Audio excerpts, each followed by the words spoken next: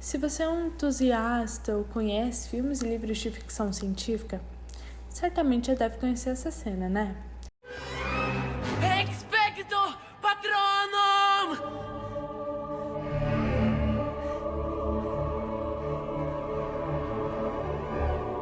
Mas você já se perguntou como que uma língua que se consolidou gramaticalmente no século III a.C. e atravessou centenas de anos sendo utilizada em uma obra tão recente quanto Harry Potter? Na verdade, não é tão assim. Seguindo diretamente ao foco, precisamos girar o ponteiro do relógio e voltar ao tempo para entendermos o porquê o latim não é mais uma das línguas que foram esquecidas por completo. Por fim, o latim nasceu em Lácio, que é uma região central da Itália que viria a tornar-se a capital do Império Romano, o que não é para se brincar, porque até hoje esse é considerado a maior civilização da história ocidental.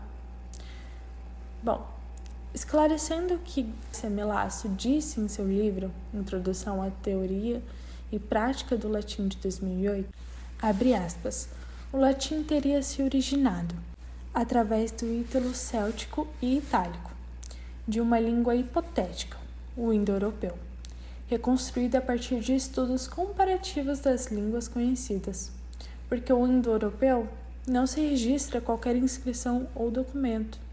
Fecha aspas. Esse berço é um grande ponto para a disseminação da língua.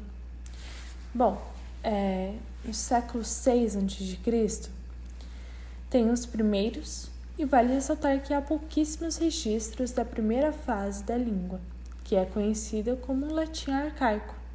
O primeiro registro dessa fase é uma inscrição em uma fivela de ouro encontrada na atual Palestina, a fíbula Prenestina.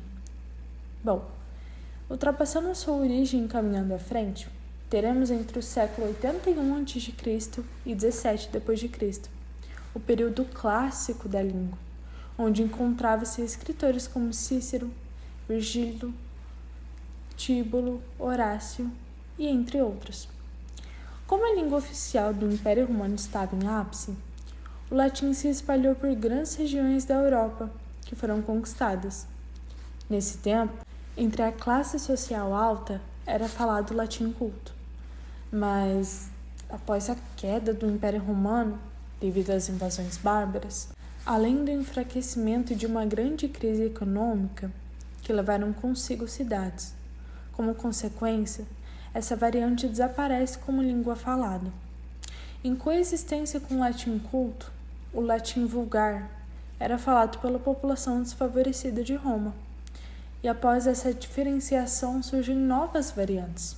Portanto, acontece em diferentes regiões e passou a misturar-se línguas locais, dando início às línguas neolatinas.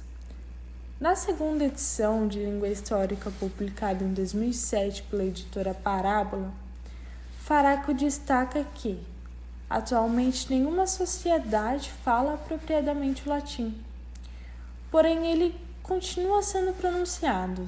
De início, talvez pareça um bicho de 7 cabeças, mas se explicarmos melhor, dá para entender. Basta pensarmos que o latim segue sendo falado, mesmo que de maneira alterada pelas sociedades que utilizam línguas românicas, como, por exemplo, temos o português, francês, romeno, italiano e assim por diante. Dentro desse sentido, chegamos enfim à questão de J.K. Rowling e o brasão de Hogwarts, Draco Dormiens Nuquan, Titilandus. E lembrando, nunca faça cócegas em um dragão adormecido. Quando falamos do latim sendo usado no segundo livro mais vendido da história, indiretamente a autora levanta um grande interesse pela língua em muitos leitores, que pensam no passado e em seu grande leque histórico, cultural e social, através dessa obra literária. Pensando nesse passado, entende-se as chamadas línguas românicas. Já a idealização do futuro